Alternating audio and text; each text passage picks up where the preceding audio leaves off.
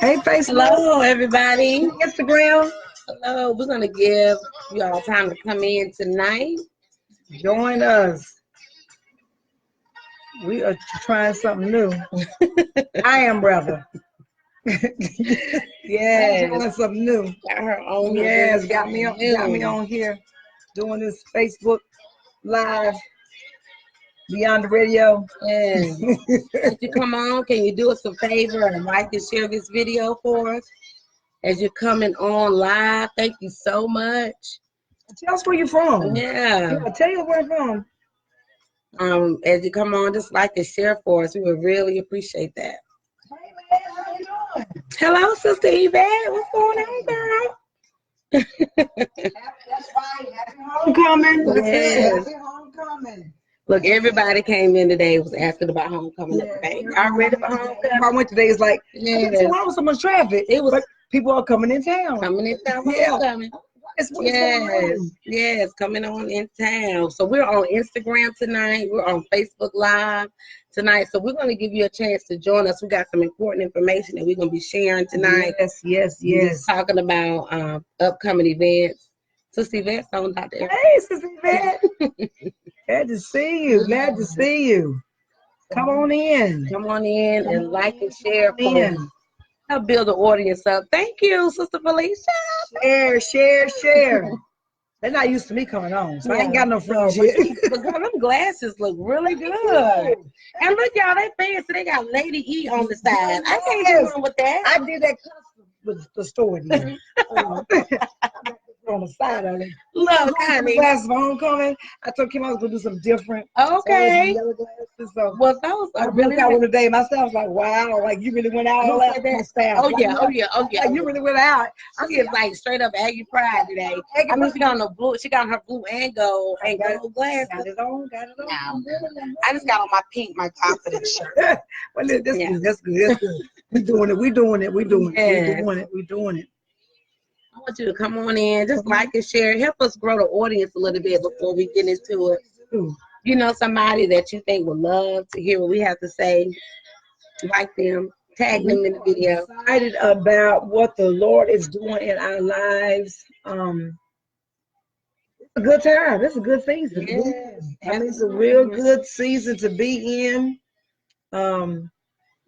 Last part of the year. Can you believe that it's like October? I don't. The 24th. It's just I already see December. I mean, October just got here though. Christmas movies start tomorrow night on Lifetime. See, I don't like Christmas movies. I do not like Christmas movies. I don't like Christmas movies or Christmas music. Are you Scrooge? No, I'm not Scrooge. I just don't like it. And 99.5, I love them, but they're already playing Christmas music. Yeah. I do believe. I just around October, I will overplay. They will overplay it. Oh, no, yeah, I can't. I cannot do it. I like Christmas. Hey, Sister Judy, thank you for joining us. Hey, Ron Jones. Hey, thank you for joining us. Christmas, guys, the movie started tomorrow night on Lifetime. Yes. The old networks gonna have some Christmas movies. Are they gonna be black? Yes. Now I might try to give a black Christmas movie a chance, but I just think not. Hallmark, she got a little issue. We're working through that. But you know what? Now I did see Hallmark. They did offer they had 2 or 3 black people. They did in a movie. And this year they showed it was not the help. But I want y'all to know, I'm not saying nothing that I have not already expressed to Hallmark. That's right. I sent Hallmark an email, and I posted on their Facebook page. I want to see more diversity. And this year, when they did the preview of what movies are coming out, they did a whole preview, and they do have a lot more black women. I'm going to do hashtag Hallmark right now. It's hashtag Hallmark. Right now. Let's do it, honey. I'm like, what? I did. I emailed them and I was like, we need to see more diversity on here. Yeah. I was like, hello. Look with us. Yeah. Hey, Brandon. Hey, Norma. Hey, Adina. Hey, y'all. Glad to see y'all join us. Share this on Instagram. Y'all share with us. Please do. Listen, we're excited to that's why I couldn't see nobody because I ain't know to do that. Oh, what's up right now? Yeah. I didn't. Right, that's like they just popped up, so I wasn't sure. I tell you, I don't know how to do. Hello, Pastor Cassandra Elliott. We love you so much. Yes, we're so glad you joined us. Love you so. She is such an inspiration. Yes, and we're praying, believing God with you. I mean, she is such an inspiration. She is. She is like just to watch her, and I'm excited about what God is doing. Yeah. God, come on and share this video. We got some exciting news. Yeah. You know one thing. Hey, cousin Bridget. Hey, cuz. I hope to see you this weekend. You coming in time for the homecoming festivities? Yes, this year, guys. I've been out of A&T 25 years. Really? Y'all, 25 years. And I said, women, you're doing everything this year. This year. I'm going to a day party. Are you going to be at church on Sunday? What? I'm going to see one George K's night. Is George K's. You going to be at the day party? Yes. I'm going to George K's tomorrow evening to see what's his name? Dougie, not Dougie Fresh, but Dougie Fresh. I can't remember his name, y'all. My brother bought the tickets, but it's our music. Yeah. And then Saturday, I'm going to see PJ Morton. Yes. I'm going to see that. Now, but I'll be in church Sunday. But this year, I don't do the games. Y'all don't do that. I'm not going. I'm going to go. So why would a drink is not going to be vending? We're not vending this year. Okay. No, we're not vending. We will be at Winston-Salem State next weekend. Oh. We really do better in Winston, guys. We do A&T, which is my alumni. So sad, but we do really better. But nobody want to come to Winston. That's why y'all go down there. We do really well. And we also, while we're drinking, we'll be at the Brown Recreation Center on Halloween night. Okay. They have a fall festival there. So we'll be there, and then we'll be in Winston then all day Friday. So it's really one of those things. That's my fun. Okay. Yeah, I hope it stopped, but it ain't gonna stop. I hear music. But look at here. Hey, Yvette. Hey, Tuck. Hey, Tasha. Before we get into what we talking about, we always got to talk about current events. Yes. So let's talk about yesterday. We discussed it. So it's Seafood Destiny. First of all, it was my first time going, and the executive pastor took myself and First Lady and Bishop out. I told her to take Benadryl, y'all, because she swells up, I took like 4 Benadryls. So I was nodding at work like this. I was determined to eat that seafood, let me tell you. And it was good, y'all. It was really good. It was so good. Yeah, but we were talking about, hello, Kendra Johnson. Thank you for joining. Hello, Moore. Thank you. Hey, guys. Good to see you. So on yesterday, we were talking about at the Seafood Destiny, the whole thing about T.I. Jamal Bryant. Yes. Going to, they went to see Kanye West. Yes. And they had a whole podcast about the offering, how they felt during the offering. Whole podcast. So if you have not seen it, go on YouTube. Go on, you probably can find it on YouTube, on Facebook, anywhere. Anywhere, I know. But the thing about it is, T.I. said that he felt like, hey, Tadil, T.I. said he felt like he was basically singled out. Him and his he did say that. Him and his crew. He did say that for money when they got there. That's right. He did say that. Yeah. So we was talking about that while we were at Seafood Destiny. Yes. And so I want to ask, we want to allow people in the place. Yeah, we were really loud. I think, and Pastor Knox came out to greet us. Yes.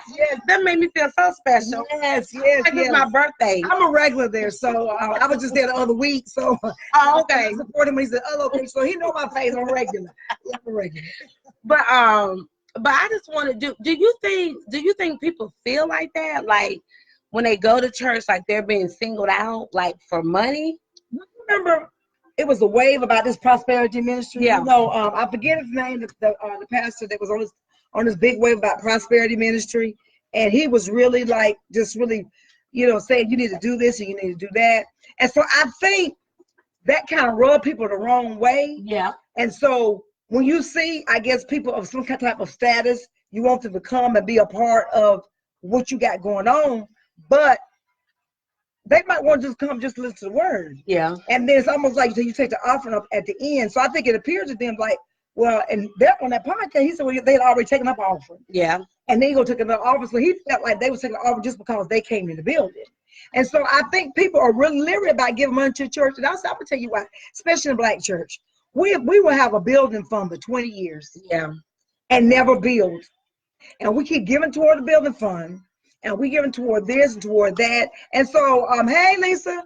And so, a lot of people don't like to give because they don't see where their money's going. Yeah. Or if they do build, they see money being redirected somewhere else, and it was intended to go another direction. Yeah. So I feel like some people feel like they're targeted for money, and I think, you know, and I want to say I feel like his opinion was valid. I do too. I think it was valid because it's almost as if, you know, when, like you said, when he started offering off with $1,000. He already said that he knew with at least 20 people in there. Yeah. So it's almost like he was counting the dollars in his head. Like he knew if I got 20 for $1,000, I get 10, 5 for this. So he was already, I think, calculating his head. You know how they used to sit at the table and kept offering and tally it up. Yeah. It's like in his mind he was getting there. And I think part of it too, because I did watch a little clip of his preaching.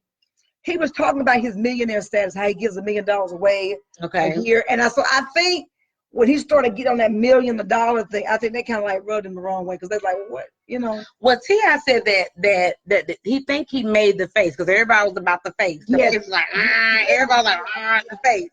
But he said he really think he made the face when the comment was made, give your money to be blessed.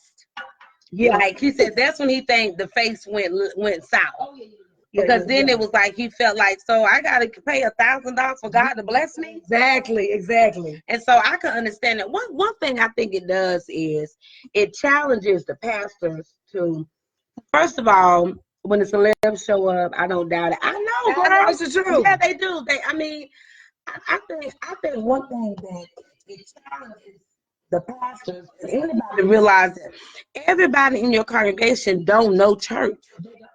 That's the truth. They don't know church, so they don't know that this is the norm, or it's not. You know, it's not strange to invite somebody over to help you clear out a debt, because they said that's what Jamal Bryant said. He had a $30 million debt. Yeah. And so they were trying to get that down. Yep. So it was no secret that they were in debt, and the banks had come in, so they were up against So he was fundraising. Yes. Okay. He was really doing it, but what they didn't tell you prior to that, in his 10 months there, they had already made in 10 months what they have raised. It took them 5 years to raise. Oh, wow. Just by him being there. Wow. So they had already made over $1 million in those 10 months, raised that, since he had been there as pastor, which he did not, that wasn't mentioned. And that was what his comment. So it wasn't about the money. They were already doing a campaign to do that. He was online. So I think, it was, we get religious and real churchy when it comes to money. Yeah. And we all want to, always gonna tell people, well, you're not blessed. But what I've come to know, we got people more unchurched that give more than people in church. That's what Sister Moore, she said, I think Pastor missed his blessing, because I believe T.I. would have given it if he had not felt like he was being targeted. That's right. I think we wouldn't have no problem with giving it. Yeah. But you know, T.I. said that some of his, I guess, rap friends, they was getting in line giving the money. He said he wanted to tell them to sit down. Like he said he really felt like it was a scam. Yeah. And that was heartbreaking. Yeah. You know, for a non-believer to come in. And granted, the other lady I was listening to, she said people are always looking for reasons not to come to church. That's right. Always, you know, they're always looking for a reason not to come to church. So this just further helped that cause. That's right. And the other thing about it is too, we have to look at this too. The way we perceive money now and the way money was perceived, if we want to take, let's go back to the civil rights movement. Money was a necessity, meaning they were mobilizing a movement. Yes. We're not mobilizing a movement in 2019. We just not. What? So there's no mobilization going on. So I'm asking the question. Now at ODC, we mobilize. And again, our money, we can see it in the community doing its work. Yes. You can't say that about every church and ministry we have. We are grateful for Bishop and First Lady and Pastor. We have the freedom and liberty to move and see our money go on assignment. That's right. So what happens is churches raise money for an intention, and I don't think all of them unintentionally try to scam. I just think they see numbers, they see people, and they see, well, why are people not giving? I mean, you can have some of your biggest churches, and the offering is still as low. That's right. I mean, it can be packed. Yeah. And you think because I got a packed house, I'm gonna give more money. It's gonna be overflowing. And if that's not necessarily so. So we have to really look at what is your intention behind giving that money. Yeah. And believe it or not, some people can read you real quick. Yeah, they can. So your body language. Especially non-believers. Yeah. And that's what T.I. said, that he could smell. It said he could smell. He was like, I felt like I could smell a con up in here. That's it. He was like, I could smell a con up in here. He said that. And you know what the sad part about it is? At first, you know how you got it. I got a little angry. That's so nice to me get angry. Because he's right. Yeah. I mean, he's right. What made you get angry though? At first, because I felt like he coming against the church. Okay. But it really wasn't the church. So then as I watched the video, I was like, no, he ain't coming against the church. Yeah. Because he made it clear who he was targeting. Yeah. In that first. He made it clear. And Pastor Jamal Bryant came behind and gave a rebuttal to what was going on. And he said, let's sit down at the table. Yeah. Let's have some discussion. Let's talk about some things. So I think that's part of the thing is I'm trying to fix so y'all want to fix that. I'm having issues. I'm having an issue with me, y'all, trying to fix my shirt. And so I think what we have to understand is the church now is different. We talk about this all the time. Mm-hmm. If we don't move and become progressive in the way we reach people, the church, as we know, is going to die. It's going to fade out. My grandmother has always said for years, we're going to end up having church in our homes. Because the way the church is moving, the way our political climate is going, the way we see what's going in government, it is really sad that they're even trying to censor what you say in your church. Yeah. And if you're not embracing a certain community, that's right, then people want to come against you and sue your church. Yeah. So it's a method to the madness. But we as a people, a Black community in the church, we have to know how to maneuver through that. Yeah. And we gotta put our minds together and think how can we do this together, and not so much in the individualized, because we can make a movement happen. But I think the problem is you got that church over here, this church over here, and they're not coming together. And I always say if more small churches come together and have a movement, it could be much greater. So I'm telling you, a lot of these big churches around here, they do big stuff. Yeah. But they don't do it all the time. Yeah. I mean, you see more small churches in the community. Sister Moore said T.I. also said that he and Jamal have been working together on different missions and projects. Yes. So like you said, I don't believe T.I. was offended with Pastor Bryant. I think really he was just offended with the way Pastor Hilliard, the way he did it. That's right. It looked like a corporate slideshow. He was like, I felt like I was in a corporate slideshow. Exactly. Yeah. So we have to look at it too, that a church needs money to operate. That's right. So let's just don't pretend that we don't need money. We need money. But we gotta show people that we're being good stewards over the money and we're doing what is important. Now I also want to talk about. What you want to talk about? I gotta watch Doctor. Doctor takes me off so fast, and then she don't give me no warning. Like I'll be like, okay. What that same Sunday, Kanye West performed. What happened now? Kanye West performed that same Sunday. Okay. At 6 a.m. that morning, the parking lot was packed with millennials. Really? They said they had people who had been in line since 6 a.m. that morning just to hear Kanye West. And Pastor Brian said he didn't contact Kanye. Kanye's people contacted him and said they wanted to come to his church. He said, so people think I coordinate that. He said, I did not coordinate that. Let me ask you, would your pastor let Kanye West come? Think about your pastor. That's right. Would you let Kanye West come to your church on a Sunday morning in your pulpit? Like, what? I mean, I think I do. Oh, I didn't know that happened. Yeah, I got something. Yeah, plug it up. Yeah, her devices always be running low. I don't know what's happening. Yeah, it runs. I'm for real. So, would like what pastor would be okay with that? Well, I'm gonna tell you what. I like it. I would too. And the thing that I like about what Jamal Bryant does, Pastor Jamal Bryant does, is he is out of the box. Yes. And he can draw people because his messages are different. A lot of people will say to us, he gives a good motivational speech. He always has scripture to back what he's saying. Now, I know his topics can sometimes kind of throw you off because you don't know where he's going with his topics, but he has a way of bringing that thing all together.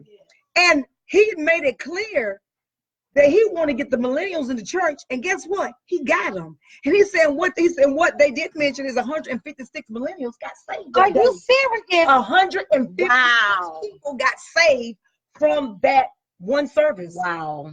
So the question is, it wasn't so much Kanye, and I'll be honest with you, I watched him. And he didn't talk, he sang. What did he sing? He sang Jesus Walks. Oh, girl.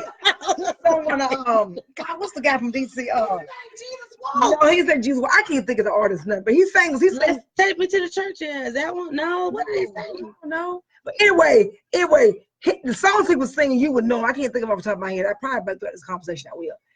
But the millennials showed up in the church, and so the intention, I think the objective of it was meant.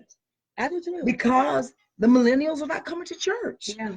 And so we have to be very, very cognizant in our approach. And I tell people, if you don't have a social media presence with your church, you are not in 2019. No.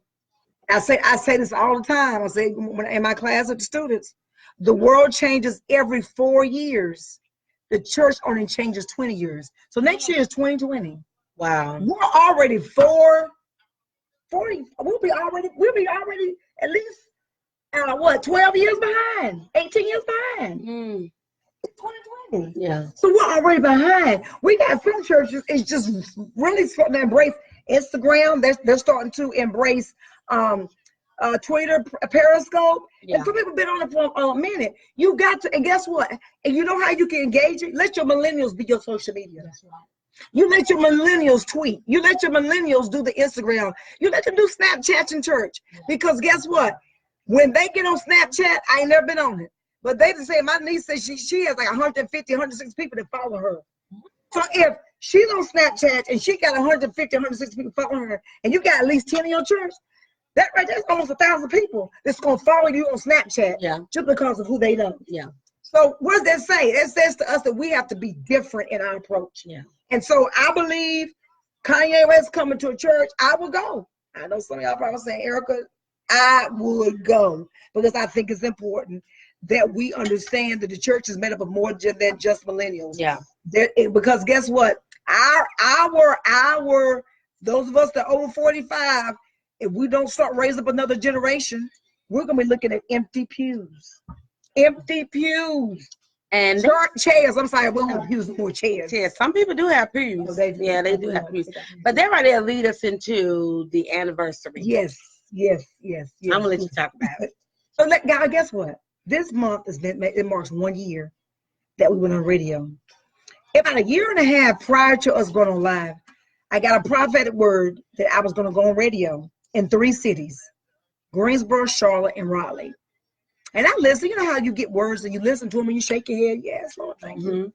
I never thought any more about it until last August. The Lord put it back in my spirit about radio. I said, God, radio? I said, me on radio? I was like, well, God, I don't know how I'm gonna do this, but okay. So I just kind of put it on the shelf and left it there. He kept tugging at me. So it might have been about September, I called him and Pastor Mark, we're talking on the phone. And we were talking about 2020 or 2019. I don't know what we were talking about. Yeah. But I said, I guess I'm going to go on radio. She said, girl, you don't believe this. And so we got to talking about the radio. And I had used 107.9 for our summer camp and for our mental health agency for a radio spot. Yeah. So I said, well, I'm gonna call and set up something so we can talk. And we talked, and I'll never forget, we met at Panera. And he said, so this ain't going to be religious? Y'all ain't going to be preaching. He said, well, what are you going to be doing? You know, I think he was nervous. What are we doing on the station? Because you could see his face in the Panera Bread. Like, well, what are y'all going to be talking about? So I had to clarify for him that it was not going to be like your traditional radio show or Facebook show, because our personalities are so different, but they are the same. Yeah. And so we're going to bring a different spin on the gospel. Yeah. And so, I mean.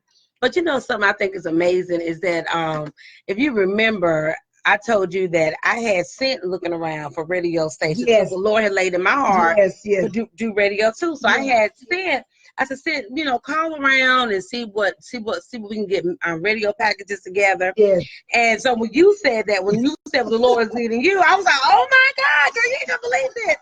But then another thing that the Lord synchronized us is that we knew we did not want to be stumped down preaching. That's right. That's right. Like, it was like we took the words out of each other's mouth. I was like, girl, I can't be on this sweating like stumped down preaching. Like, I just cannot do that. And you was like, no. That's not. It's like, we were in two separate places at two different times.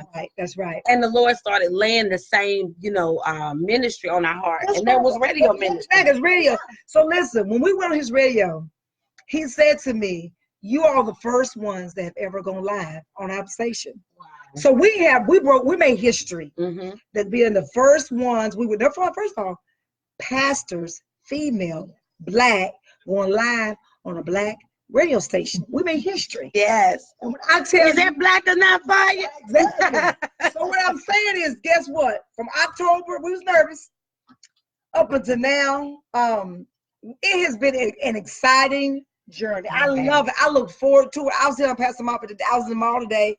I never go to the mall, but I had to go get some batteries, put in some watches. And I went into the African American store and I was walking. And so some people said, one lady stopped me and said, you do a podcast or something on Facebook. I said, yeah. She said, I'm thinking, well, if I gonna recognize with these yellow glasses on, that'd be good, And then she's like, y'all, this is her. This is the girl I've been talking about. They come on the radio and on Facebook Live. Yes. Then I went into a store and somebody said, were you in a magazine? Oh my Lord. I was like, yeah, I was in a magazine. Then I had to go to the post office. All this happened today. I saw you in a magazine and are y'all doing other stuff? So I began saying we're on radio. He said, I'm gonna try to tune in. So listen, whenever you think people are not watching, that's right. Because sometimes when we're on, we don't really see many viewers. Yeah. It's after we've come off and we've been saying one show had 800 and some views after the fact. So we don't really see it at the beginning. So when we started this radio experience live, and the Lord gave me the word experience. And I said, and I wanted, he said, be different. So we put the X there instead of the E. Yeah. Because I wanted it to be and I different. still have a hard time spelling. She does. I'm like, E. I'm like, God, I want to put that E in. So I'll spell it out and then just drop the E. Exactly. I. So the experience live. And what we mean by experience, every time we come on, we want you to have an experience. We're going to give you some comedy, but we're also going to lead you with salvation at the end. It was instilled in us. We grew up that way because our desire is that you come to know Jesus Christ. Whether you join your own personal exactly, whether you come to our church, we want you to have a personal experience, encounter with God for yourself. Yeah. And so we never leave that setting without that. So we decided that we want to do a 1 year celebration. But let me back up. Y'all, 2 years ago, we were supposed to do another celebration. It didn't work. And so time just got away from it. It got away from us. And in between planning like church calendars, and then, the Lord's opened up doors for you and me. Time just got away from us. It got away from us. But this year we were determined we were going to do a 1 year celebration. A bit on the radio, and so we are excited about this 1 year experience that's going to take place. And then the other thing is, Donovan asked me in that meeting. He said, "Where do you all see this going?" Yes. I said, I didn't give it much thought beyond that. But as the months have went by, I thought about this year. I said, God, I wanted this to move to a much bigger platform. Yes. And I said, I don't know what that looks like. I don't know what that platform looks like. But yeah, I'm prophesying to us that God's going to put us on a bigger platform. Hallelujah. I don't know what that is, but we're going to be on a much bigger platform. I believe it. I believe this was training ground. Yes. It prepared us. So many hiccups. We be in there trying to get online. We just be. Today, we were live. Me and you was talking. Okay, yeah, I saw that. She said, I was like, oh, we live. And she said, I just came on. So yeah, we're still working through some of the things. And then we be, because we work, we work, we're not at home with our feet up and then go to the radio. No. I'm taking my lunch to go there. You breaking in your work schedule so we can be there. Going back to another meeting, so we're squeezing it in. But we have been consistent every second and fourth Thursday of every month. We've been consistent with that. And I believe I believe we built the audience because of our consistency. Yeah, I do too. And people look forward to seeing us every month. They really do. And one thing that I love about the Xperience Live is that we always express relationship. You know, your own, and then another thing that it also gave us the opportunity to be transparent about our own walk. Yes. Because sometimes people see you evangelizing or preaching and pastoring, and they don't know like the things you had to go through and some things that you still going through. God, they don't know. So the Xperience Live gives us the opportunity to be transparent. It can be helpful to the body of Christ. Because at the end of the day, people want you to be relatable. They're relatable. You know, through your experience. The Bible says we overcome by the word of our testimony and by the blood of the Lamb. And no church have testimony service no more. And I'm not knocking that. You know, if you want to turn the lights out, if you don't want to have testimony service, I'm not knocking it. However you do it. But the Xperience Live gives us an opportunity to share our testimony. With people knowing that you don't have to die there. Like whatever you're going through, like I promise you, there is another day that's coming. There will be victory after this. I'm telling you, it is victory after victory after victory. And I want to say this: the one thing that I love about myself and Pastor Marvin is that we started our ministry together. Yes, we did. We had time frame of time gap in there of several years. We came back, but it's almost like a relationship. We picked up where we left off. Exactly. We picked up and we kept running. Yes. And in the last article, I think it was kind of like give you an aha moment. So she said, "I'm your teacher. Yes. And you're my pastor." That is so true. It's so true. I got homework. I got homework. Yes. And so when you look at that, we look at that from a lens point. And I'm saying this to be this: even though we started ministry at the same time, if she calls on me, I do it because she's my pastor. And yes, and so whatever she needs, I do that. And if it's something that I don't like, we talk about it. We keep moving. I don't go on Facebook and say, you know that Pastor Moffitt. We don't do that. And people that do that, y'all need to stop. Stop bad-mouthing your leaders on social media. Stop bad-mouthing your leaders in your congregation. Exactly. It's among the other sheep that they show up at that church every Sunday because they need the word that's coming out of that leader's mouth. And then when you sit there, when you tear the leader down, hiding behind needing prayer. That's right. I want you to pray for my leader, but you've given them all the dirt on the leader. Come on, really? Y'all stop that. Y'all stop that. Because guess what? Somebody can uncover your dirt. And the Bible tells us not to stand in the way of a sinner. No. And so you never know what you could do to push people away from Christ. That's right. Because you want to tell, and so you hide it behind seeking, I guess, intercession for somebody. But you really just want to tell their business. Just want to tell their business. And God now I'm gonna tell you right now, I don't sit God on nobody, but God don't like that. He does not. And I can tell you right now, I'm not gonna partake in a conversation with you if that's where you're going. I know how to. You watch the back of my head get smaller. I'm gonna keep walking, and I'm just gonna disappear in the thin air. Because what I believe is that when God places you in a house of worship, it is your responsibility to submit and your leadership. And the other thing that I'm grateful is our bishop allows us to be free. And when he does put his foot down and have to bring some, we look at each other in eye locking in eyes. We don't say nothing. We just say yes, sir. And we keep moving. And we walk. Because one Sunday we tried to double team him. Yeah, we did. We tried to double team him because something needed to be done. And we was like, we're gonna have to do it. Because Bishop can have compassion. Yes, honey, yes. We walked in that office, we felt so strong, but when we had to leave, our tail tucked between our legs. We just walked right out. He was like, no, that's not happening today. Exactly. No. And we didn't say nothing. And we didn't talk about it. We just said, okay, we let it go. And eventually it worked out that way. But it leads us into the celebration. And one of the things, the celebration on November 2nd at 5 p.m. at the Civil Rights Museum, we want to tear down some walls. There's been some walls that have been built. That person asked about when we have service.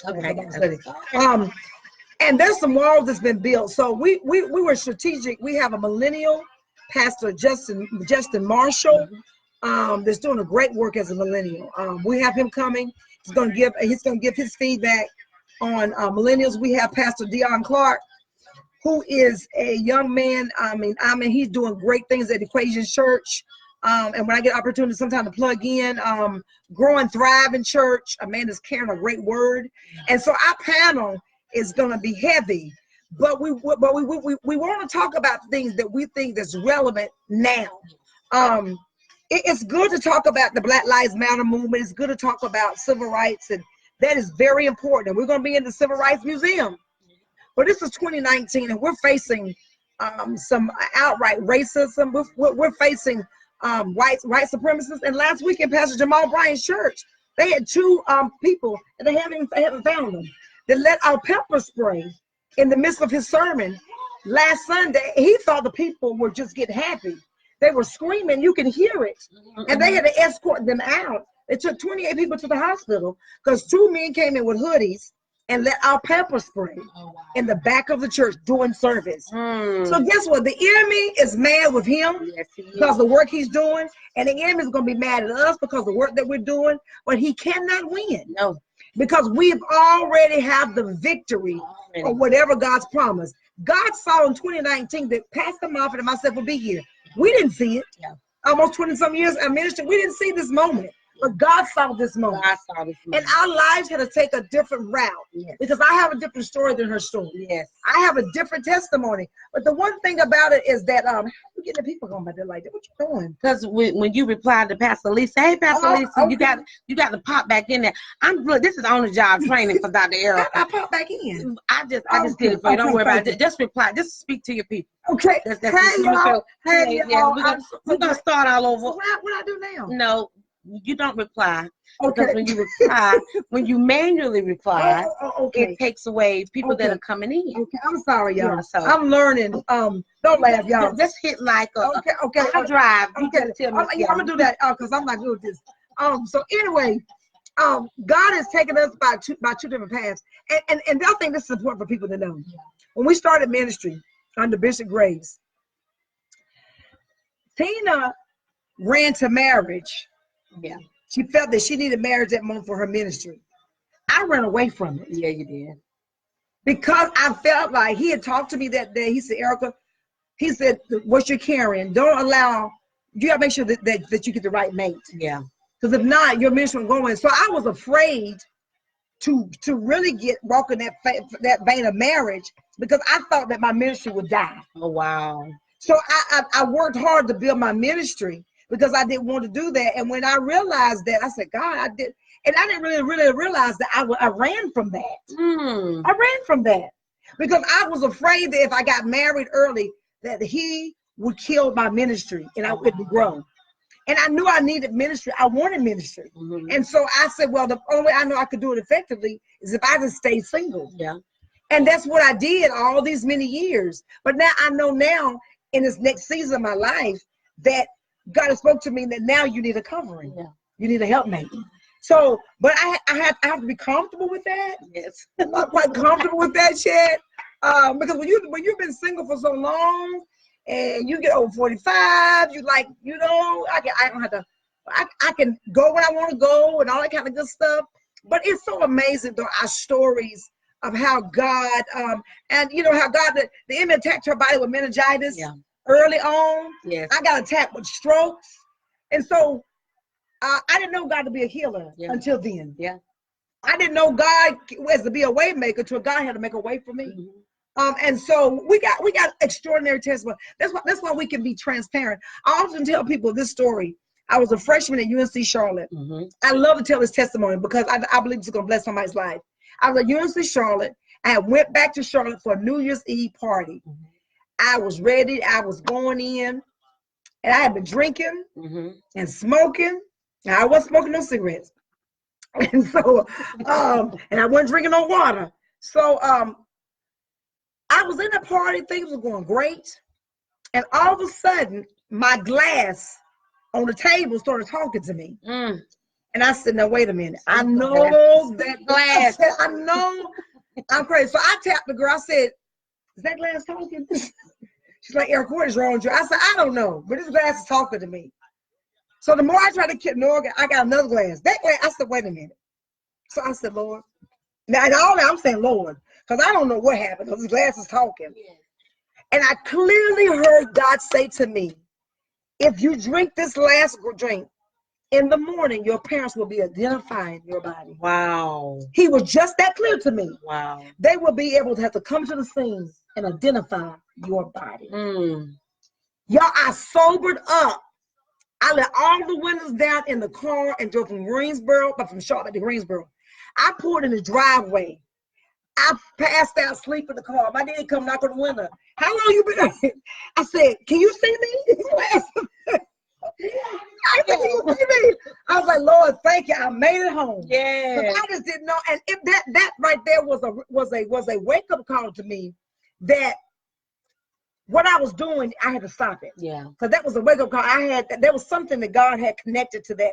I didn't know that then, but I know that now. Yeah. Because my destiny could have stopped in 1991. In the bottom of a glass. In the bottom of a glass. Oh my God. But God preserved me. He preserved me for this moment in time. My God. And I am grateful that, guess what? I had enough sense to look at the glass. And I didn't ignore the glass. I could ignore the glass. Yeah. And went on with my life. Yeah. And I would have died. But God saw fit for me to live and make it today. So I tell you, we have been through some trials. Yeah, we have. We've had some bumps and bruises.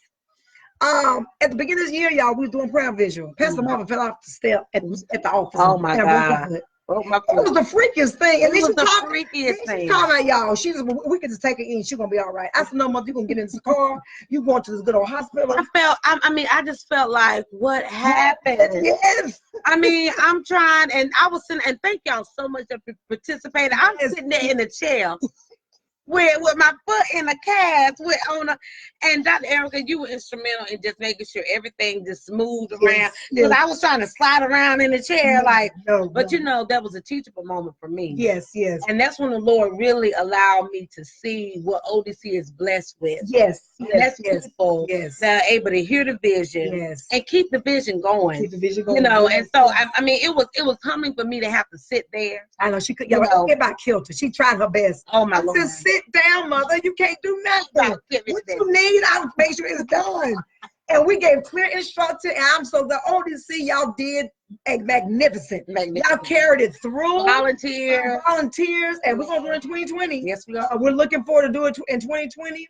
But our lives have taken extraordinary differences. I want to focus on this the last question. Okay. And that. Okay. This is what is our prophetic or your prophetic proclamation for 2020. What is it that you hear the Lord saying in 2020? And if the other night I couldn't sleep, and I was up and I was like, God, when God starts waking you up at 3 or 4 o'clock in the morning, you know it's God, because you're waking up. God wants you getting up. So I was like, Lord, what are you saying? What are you speaking? And God was speaking to me. This is the year of open doors. Yes. This is the year of release, and this is the year of restoration. Yes. But 2020 is going to be the year of victory. Wherever you felt a loss, God said in 20 you're going to win. My Lord. And not only are you going to just win, you're going to win victoriously. And I said, God, that is magnificent. And then I'm working on book 2, and I have been really studying about the communion. And when I tell y'all, I've been really studying about God's body that was bruised. Well, let me tell y'all this. I don't think y'all really, really realize this, but we eat up his body first. My Lord. Then we drink up his blood. I said, God, what does that mean? He said that the breaking of the body is your healing. Oh, wow. The drinking of the blood is your cleansing. And him dying on your cross is your salvation. And God began to speak to me about that thing. And I began to think about, because we focus on the blood so much, but we never look at the breaking of his bones. His bones were broken for us on the cross. And so I've been studying about that. I'm just so excited about book 2 coming out. And I've been really looking at that. So I just heard God said, this is the year. Is a year of release. We talked about this about the summer. We're already in 2020. I'm done with 2019. Yeah, I'm done with 2019. And it was so funny because when I was thinking about 2019, it's like the Lord just fast forward my vision. Yes. To 2020. Yes. And that's when me and you both started saying, I'm some over 2019. I'm so over it. Yes. Because God is going to do some miraculous things in 2020. I'm telling you. And when you ask what is a prophetic word, the Lord has let me know that I'm going to go beyond my natural reach. That's So you're going to be able to go beyond your natural. Yes, The things that you have in reach. Yes. God said, I'm going to charge you to go beyond that. Wow. He said, I'm going to open doors that's beyond your connection. Yes, That's beyond your income. That's beyond your education. That's beyond your name. That's right. He said, I'm going to make you go. I'm going to make you go. And he thought about Psalms 23. Yes. He maketh me to lie down in green pastures. He's going to make us. He's going to charge us to go beyond our reach. And I said, Lord, why? He said, because the church needs to be elevated in the world. The church has to be elevated. It has to be elevated in the world. We've been hiding for so long. Yes. And people are dying. And I'm after asking, well, what is the church? The believer. And think about this. When I say the church, I don't mean 4617 Westgate City. That's right. I mean the church. The church. The believer. The believer. We have sacrificed. We have been, we cried that night, but we still clocked into his calling. Yes. We were by ourselves, but we still clocked into his calling. Yes. I mean those that have been faithful. I mean the church. Yes. The church is faithful. Yes. I mean the church. I mean the church. God said, I'm going to cause the church to be elevated. Yes, yes. And what did Paul say? Paul said, we are living epistles. Yes. Read of men daily. So when they see us, they ought to see the church. Yes. So if you're not exemplifying the church, then I want you to go back and reevaluate your relationship with God. Yes. Because if your relationship is on shaky ground, then you need to get stable again. And how do you get stable? Go back to the cross. Go back to the cross. I said, God, I want to repent because God, I got out of somewhere. Yeah. And let me tell you this: God will always show you where you detoured. Wow. God will always show you where you detoured, where you dwell. I had a moment yesterday in the car, okay? And I'm a pastor, and I had to pull over. And the Lord began to show me where I detoured. Wow. In an area in my life. And I broke down and started crying. And I said, Lord, forgive me. Yes. Forgive me for chasing after that thing. Yes, yes, Instead of standing still, seeing the salvation of the Lord. Yes. And when you stand in the salvation, that means He's willing to save you from something.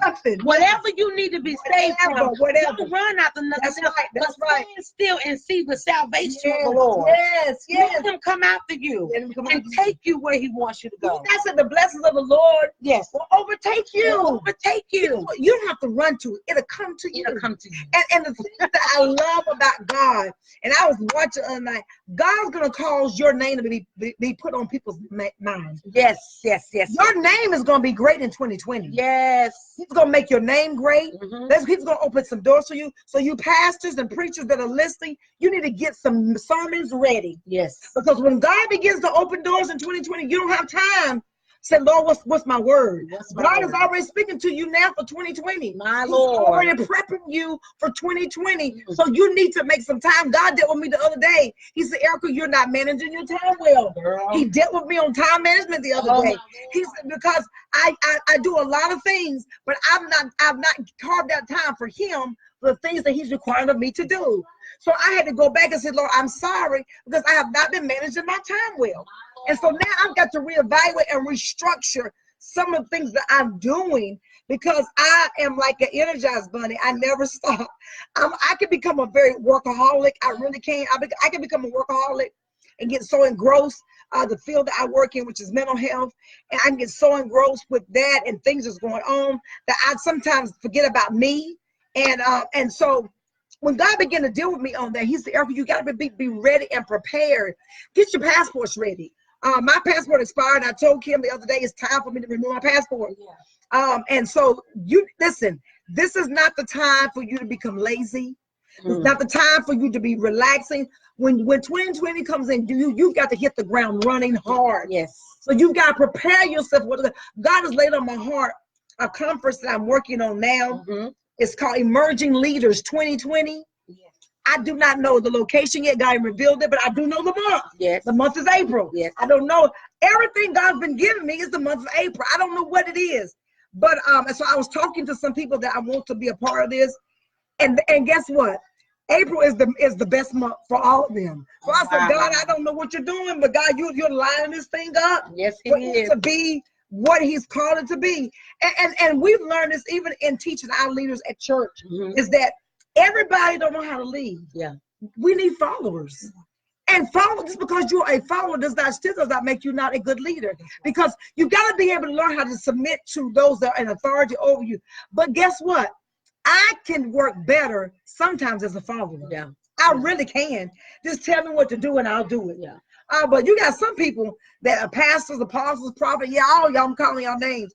This beneath them to do some things. They can't put down a chair. They can't wipe down a table. Yeah, they don't stay after the help. They can't even serve a plate. Yeah. They got to be doing something. Yeah. But you come to Overcome Deliverance Center, all of us are going to be working. We work from the pastor to the bishop to all our leaders. We work because we understand the importance of being a servant. But you know, something else that I learned in leadership, and this is something that the executive leaders at ODC helped me learn. Really, is that everybody just because they've been in church all their lives don't mean that they are equipped to lead right now. They just need to be trained. That's right. I had to help her with this, y'all. I had to help her with that. Yeah. It was hard. Because I'm like, you've been in church all your life. What you mean you're lying up? And so it was frustrating me in the beginning of Overcoming Deliverance Center because I felt like we were opening with a bunch of leaders. Yes. And so I just started delegating things for people to do and come back in 2 weeks and they still, and I'm like, what is the deal? Yes. And I come back again and be like, what's wrong? Like, what you mean? And it started frustrating me, and Dr. Erica and executive leaders, elders said, we need to slow down and we need to train. We got to train. Because you got to see, the one thing about a pastor that loves his sheep, like they already see where you're going. That's right. And that's the thing. I saw the leaders in the house. Yes. So I just assumed they was ready to lead. I'm thinking, I seen it. The Lord showed it to me. So what's the problem? You know, what's the problem? But it wasn't like that. So we do have to slow down and offer that training. So I'm excited about the conference. I'm too. I mean, God has really given me. God gave me I wrote my dissertation on moving from discipleship to mentorship. Mm-hmm. It's already written. I'm working on the curriculum to go with it so you can learn how to train leaders and teach leaders. And when I did it, I struggled because I had a separate topic. Mm-hmm. I wanted to do mine on singles ministry. Okay. How to co-lead a single man and single woman, co-lead a ministry. When I tell you they couldn't come together, when I tell you nothing I could do, it would not come together. So when I moved my title, it was 100 pastors in Greensboro. I mailed out surveys. And when I tell you I got all 100 back, really? I mailed them to white churches, black churches, Latino churches. I did all cultures. And it overwhelmed me of the feedback that I got back. I wasn't even expecting to get 10 back. I got all 100 back. Wow. And I began to include the data. I looked at the research. I said, God, it's amazing. So when God gave me that, I said, God, you give me this for a reason. And now I know because we have to be trained, we got to be developed. So just because she thought that there were a lot of people that were leaders, that they were able to lead, just because you've been in church 20 years don't mean that you don't have to lead. So I had to slow her down and say, hey, let's back up this train. Let's teach them how to lead. And believe it or not, when I went in leadership training, our leaders admitted to us, it is hard for them to lead. Yeah. They were comfortable being followers. Mm-hmm. So now we're pulling out of them with the help of Sister Kim. She's our greatest administrator. She helps us stay on track because we can get off derailed sometimes. But she's helping us to help train them mm-hmm. and show them and pull out of them gifts. We do a spiritual gifts test every year at our church. Yeah. And the spiritual gift test allows us to see where your gifts are. Mm-hmm. As a result of that, Pastor Moffitt meets with them and does one-on-ones. And then we put them in the ministries to help cultivate and develop that ministry or that gift that they have. And you'll be amazed that out of that, some of them have realized that they want to do other things out of it. Yeah. And they've grown. So what we're finding is, and I'm so glad that we didn't try to implement 20 ministries at one time. Yeah. We have basic men, women, outreach, expressive arts, yeah. We serve, yeah, and intercessory prayer. We got 6, y'all. Yeah. And in those we 6, just added correspondence. Correspondence, yeah, yes. We just added correspondence. And so we're busy making sure, and we're spending time in cultivating them. Yeah. We're spending time in training our ministers in our MIT. We're training them on how to be effective ministers. What I've learned in seminary and what I've learned in different arenas is that every preacher is not a teacher. That's right. And every teacher is not a preacher. Yeah. And so just because you're not a preacher doesn't mean that what your gift is insignificant. That's He said he called some pastors, some prophets, some apostles, some teachers. He called those gifts for a reason. Yeah. And so what I've learned is that in doing that, I want you to be your best self. That's right. So whatever your best gift is, I want to help you in that. So in our MIT training, we're teaching them a call versus a position. That's right. Many are called, but few are chosen. And another thing that we encourage them to revisit the call. Yes, revisit the call. And rehearse the call. Yes, yes. You know what? You know, where were you when God called you to serve? Like what? Yes, like what happened? Yeah. Like I mean, and the more and the thing about it does you marry the call even It more. does. It does. It does. You know, it does. it's just like in a relationship. Yes, when you yes. reminisce on why you fell in love with somebody, Yes, yes. it causes you to be committed to that person. Yes, even more. yes, yes. Although they may be acting crazy right now. That's right. That's And although right. the ministry may not be going the way you want it to, That's right. when we encourage them to rehearse the call, it helps them marry the call again. It does. It Because does. you know, Bishop Graves taught us that it's a yoke. It's a yoke. Yes. Yes, Yes. it's Yes. a yoke. Yes. Yes. And he taught us when everything else fails, your Yes. call, Yes. your call is going to be there. It's going to stand sure. And listen, I heard the Spirit of the Lord just say, don't abandon your church or your call, because right now it doesn't look like what it's supposed to look like. Yeah. When we started preaching, when we started in ministry 20-some years ago, God told me in that moment that, Erica, I'm going to take you in hiding. And I said, God, why would you punish me like that? But God, why would you punish me? Did I do something to offend you? Yeah. But I didn't realize that in that time that God took me like he took Paul on the backside of the mountain. Yes. Out in the desert. Yeah. I didn't know what God was preparing me for. And it's only maybe in the last 10 years, I understood why he had to take me that route. Yeah. Because he was preparing me for something that's much greater. Because I knew there was going to be some form in my ministry that I was going to have to walk alone. Wow. And in my wilderness experience, God has shown me that he is a strong provider and he is a keeper. Yeah. And I've learned that God before me, I don't care what everybody else say, God has showed me that he got my back. Yeah. And when I realized that God had my back, hey, I can go with God in any arena, Yeah. and any category I can go in, I can do that. It was several years ago when I belonged to a church in Greensboro. Witness came to sing on New Year's Eve night, and it ended up that night I had to preach because the pastor had to go out of town for a funeral. And while I went out on the stage and I was preaching, the church was packed. I mean, like packed. I was nervous. Like, I'm going to preach. Witness just been seeking. Lisa Page Brooks is one of my best singers. And so I'm up there preaching, and the power of God fell. And after service, she said to me, she said, while we were waiting, she said, I heard the power in your voice. Wow. And she said to me, God's going to take you places that you could never imagine. It was a year later.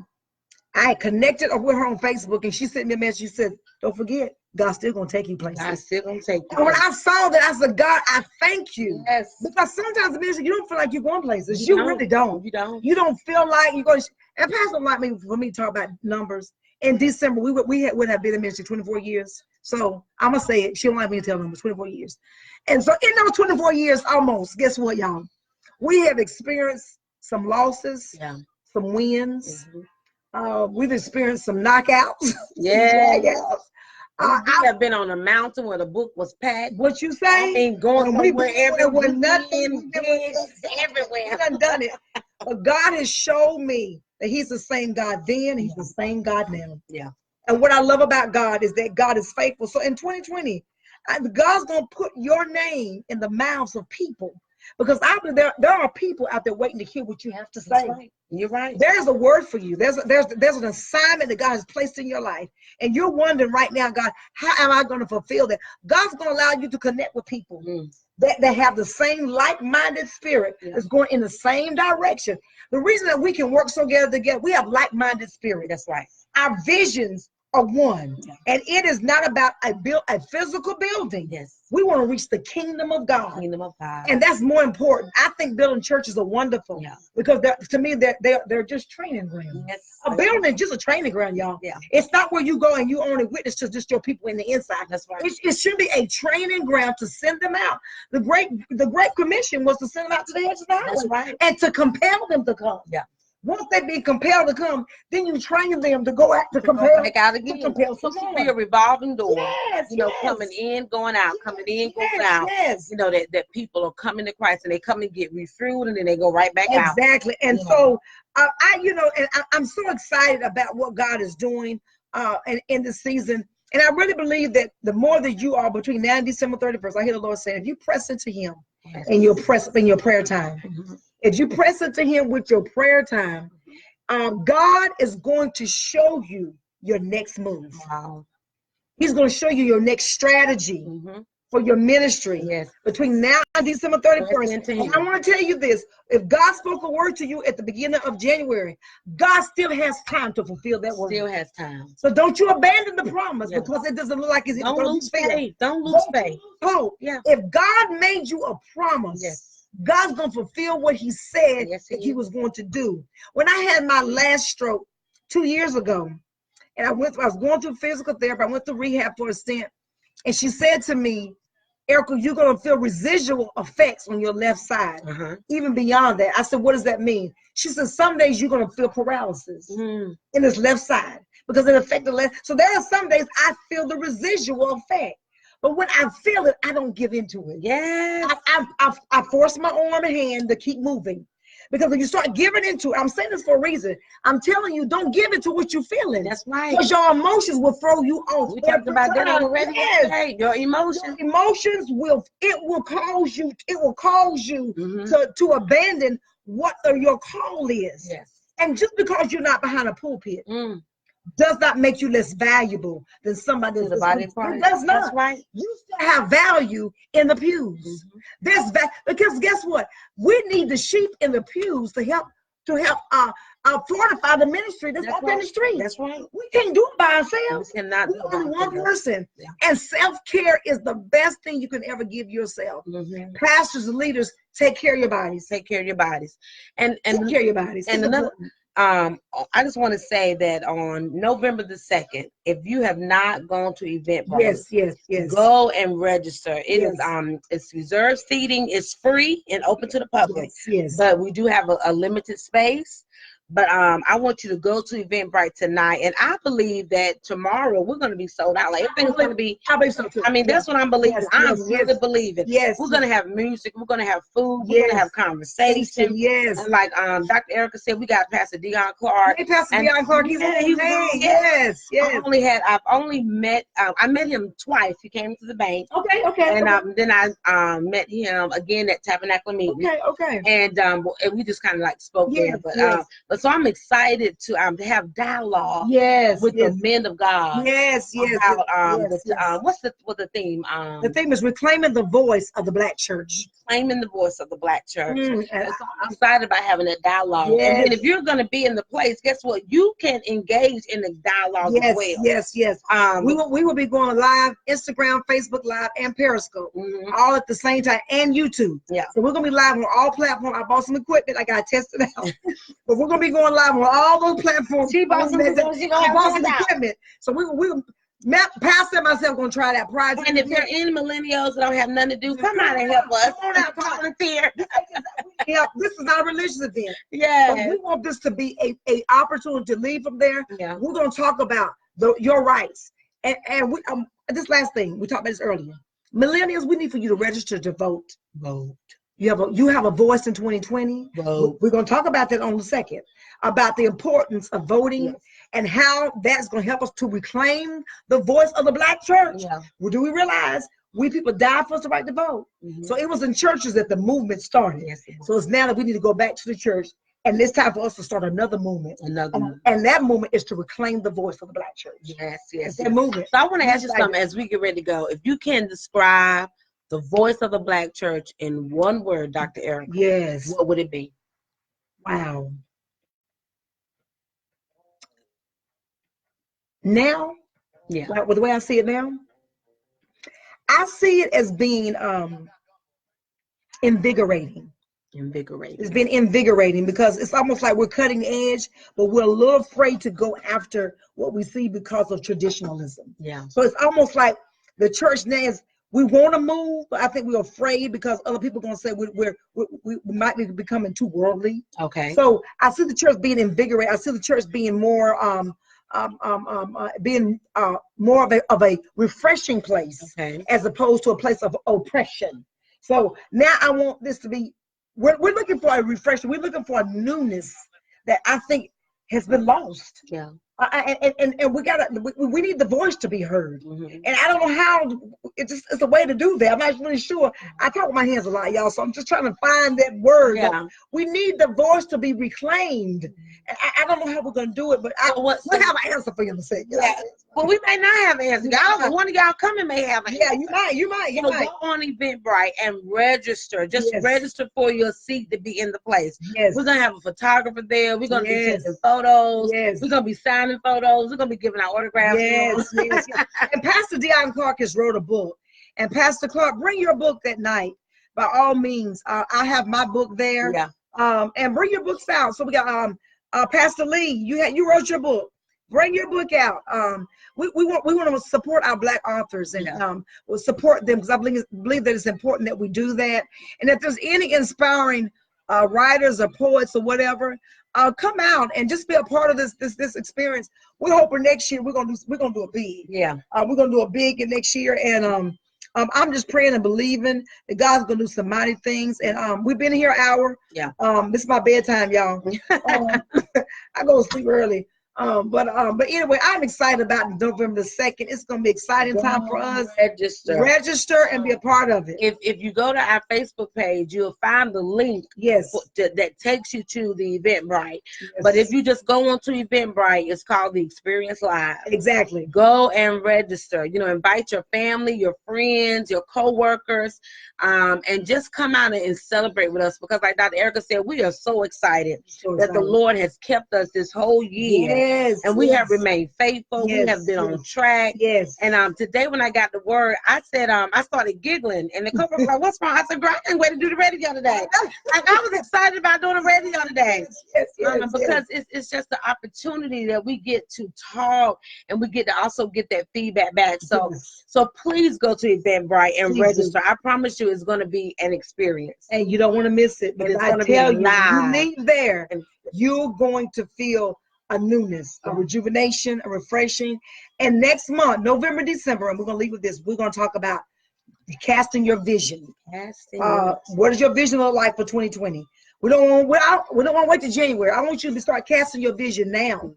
Churches cast vision. So cast a vision for you. Anybody. So start getting it on your mind. And I just heard in the spirit, in order to give that mandate, we have to pray for faith. Oh, wow. Because some people have stopped having a vision due to lack of faith. And so that disappointment has set in. So we are going to be praying that as you prepare to go register on Eventbrite, get your ticket, that the Lord begin to awaken your faith. And remove that disappointment. So that you can begin to see your life further than today. So that's what vision is. Vision is seeing your life further than where you are today. Yes. So we're going to end in prayer. We never want to leave it with that. We're going to end in prayer tonight. And we're believing God's going to do new. I am so glad to see my friends on here. I'm so glad. Hey, Natalie, I love you too, sweetie. I thank God for the people that joined us on this opportunity to be on Instagram. Has ended, but we're on Facebook Live now. But let's pray. Father, we thank you tonight, God, for this opportunity to share with our community of the things that you're doing in our lives individually. So I pray, God, that as we prepare for November the 2nd, God, that it not just be an experience, but it become an encounter. God, that you have given myself and Pastor Moffitt, Pastor Clark, and Pastor Justin Marshall, you give us, God, our words of wisdom that we can leave with the people that will come. And God, we ask, oh God, that you will set the atmosphere there, God, that people will be free to ask questions and not be looked at or being judged. God, we pray, God, that you will fill the place with millennials. We're looking for a different kind of different, but we don't want to walk away from the faith, but we want to hold on to God's unchanging hand. And so we're believing God's going to do it. We look forward to seeing you on November the 2nd at 5 p.m. Go to Eventbrite and register. I tell you what God is doing in the season. You don't want to miss it. You don't want to look forward to seeing you. Thank you. Yeah, thank y'all for joining us. Good night. Good night.